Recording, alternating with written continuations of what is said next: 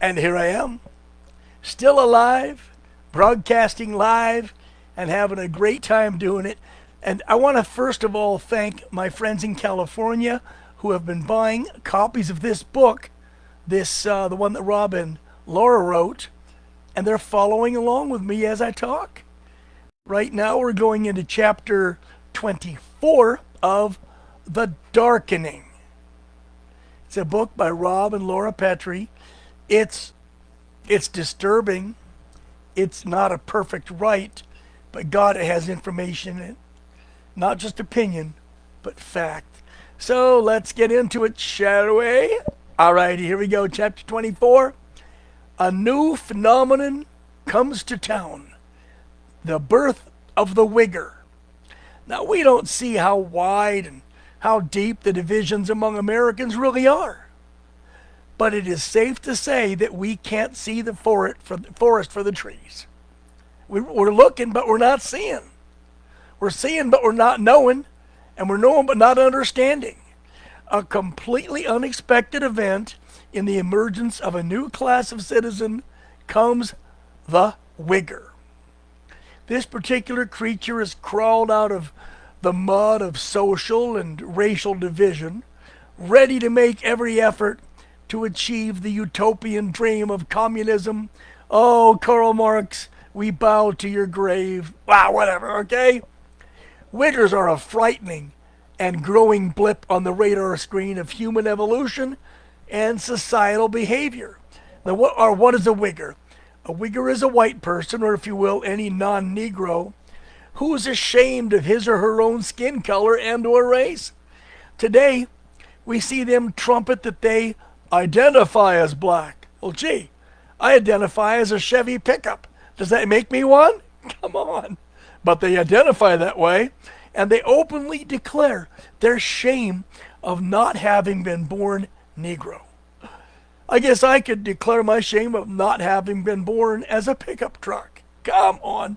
These people make my ass hurt. In the words of my sainted grandmother, Wiggerism is a mental illness. And nobody wants to admit it. No one wants to classify it. No one wants to treat it. Maybe it's the arrogance and the overall nastiness of Wiggers that makes them so unpleasant and unpopular. Were it not for their nastiness, people might actually offer help. Oh, well, in the words of my sister, it must suck to be them. Oh, so. These people, already disturbed and, they're easily triggered. You know the word trigger? You say something and they go, ah! This woman I know in my neighborhood, you say the name Trump, she goes, Trump, ah! Becomes a whirling dervish, I swear to God. Well, these people, these Wiggers, are also equally triggered, and they pose a new threat to all of us as they preach their own sick versions of racism and bigotry. Yes, they're racists. You're damn right they're bigots. The allegory of the single, childless Catwoman fits Wiggers many like a well-tailored suit, like a surgical glove. The darkening of our people, our places, our politics has brought America almost to her knees. Look around you. We're facing more enemies than ever before. Every one of them is a threat to our freedom, to our lives. It's an omnipresent and insidious root threat. But there are still other threats worth addressing. Yeah, they're not the only one, okay? These are also the real deal and need to be dealt with as soon as possible, or we will fall violently, and yes, from a combination of external and internal forces. Imagine October surprise inside and from the outside. There are so many Americans, so many people, so many whiny-ass leftist snowflake Wiggers who will go with the enemy the drop of a hat. In the words of Pogo, I quote, "We have met the enemy, and he is us." End quote. That chapter makes a lot of sense, carries a lot of weight. It tells us to open our eyes. Okay, long as I got gas in the side by side and the kids are taking taekwondo and ballet lessons, I guess I shouldn't care about the rest of the world. Well, screw you. Chapter 25. Communists have changed the very way we think. And there are 10 steps toward the brink. Here's step 1. The invasion of our borders, especially the southern border, and the alien occupation of our land.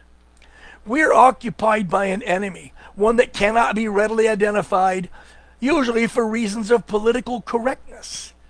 By the way, political correctness, that's the newspeak, and that is a really great tool for the communists. Our modified language, our altered mindset, these are the products of communist interference over the decades. They've conditioned us from childhood. Our words now carry entirely different meanings and definitions. It was said in the old days, we'll have a gay old time. Gay meaning happy. Now, gay means you're a homosexual. You're one of those LGBTQ freaks. What was once an innocent description or adjective is now a slur. Here's an example. The term undocumented immigrant or migrant has replaced the more accurate illegal alien or alien trespasser. This communist newspeak has not only reshaped our language, but our minds and our culture. What I'm saying right now is really unpopular with a lot of you because you are victims of this conditioning. Yes, you make my ass hurt. If you don't like it, listen to somebody else. Don't buy the book. I don't get any money from it anyway. In a decades-long campaign to subvert every aspect of our lives, Negroes have experimented, and they're the tool of the communists, with ever-changing and diversified nomenclature. Yeah, I mean, they don't have just one name every few years. They want to be called something else. They've enjoyed no less than 4 different iterations of identity. Doesn't it excite you to try and guess what's next? I have no idea.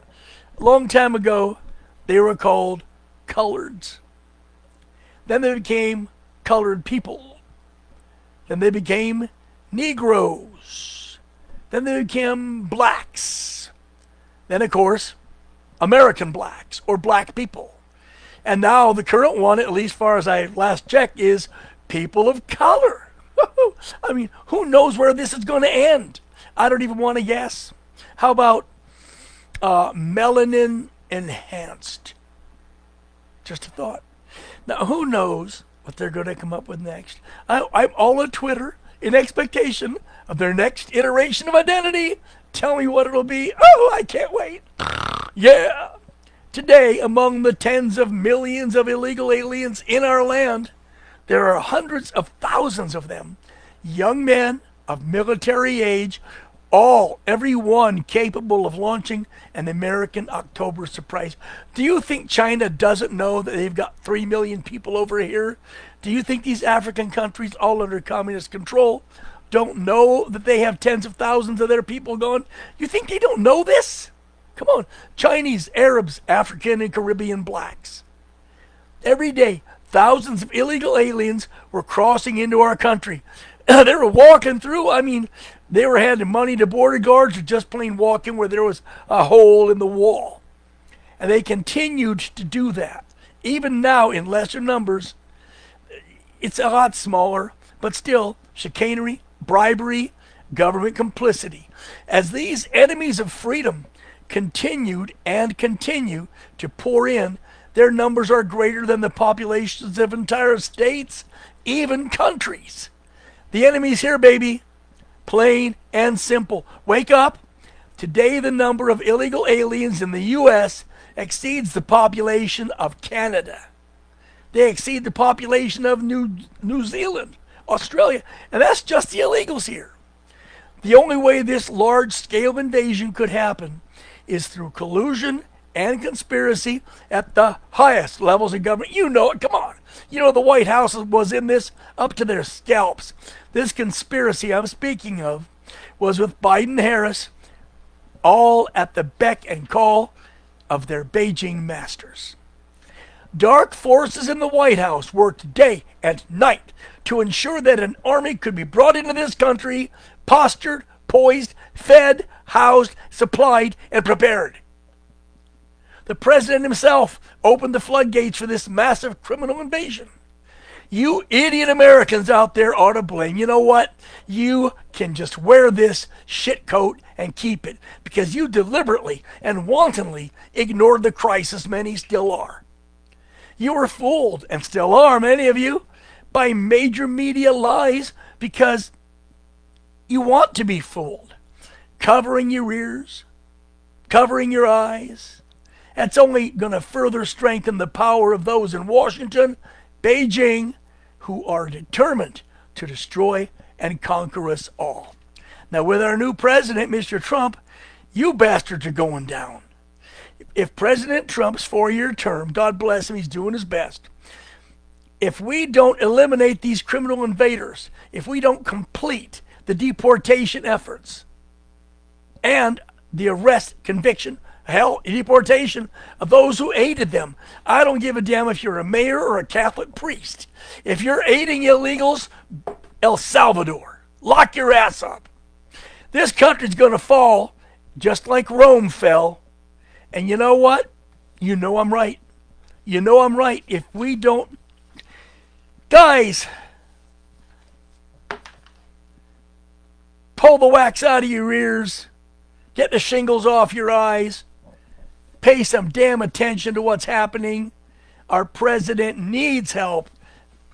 Our government needs support because we are on the verge of the abyss. And once into the abyss, there's no going back.